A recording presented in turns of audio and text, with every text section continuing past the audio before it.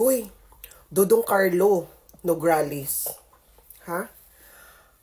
Unsa man na, pati nang nag-survey sa imo, ha? Ginabayaran po na nimo? Ha?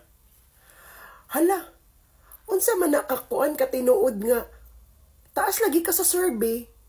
Kay nga no, gibayaran nimo? Huy, Dudong Carlo Nograles. Bisag imo pa nang gibayaran og pila ka milyon nang nag-survey sa imo, ha? Kay kana gyud dako kay nang bakak, kay bisag unsaon di gyud ka mudaog diha sa Davao. Bisag unsaon ninyo mga Nograles di gyud mo mudaog sa Davao. Kay bisag si Tatay Digong tuwa sa dahig, di bisag unsaon bisag dili gyud na sila mangampanya, kay kana nakatatak Duterte na gyud nang Davao gyud.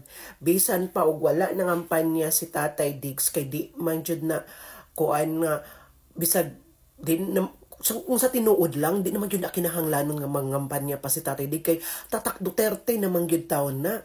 Ang kanang iyang mga legacy diha, o unsa nang iyahang mga nabuhat diha sa Davao, Tatak Duterte na yun na. Kanang imong gipang istorya diha, ang mga medisina, unsa nang mga libre diha, huy, ginabuhat na ni Tatay Digong. No need to explain to the people, kay bisag unsaon nimo og istorya diha og imong mga kongkuan diha, di na jud na mutuo ng mga tao diha asabo taga Davao. Ginoo ko, ikaw Dudong Nograles, no, baga po kay kagnaong, no, kay ikaw gimaayo ka og kuan, gidawat na mo sa mga Duterte, kay ni surrender na mo sa Duterte, ing ana gihatagan pa ka og posisyon ni Tatay Digong, pero pagkahuman, agay, mao nay ginatan-aw sa mga tao na ikaw dili jud ka tinuod nga pagkatao, kay balingbing kang dako Nograles.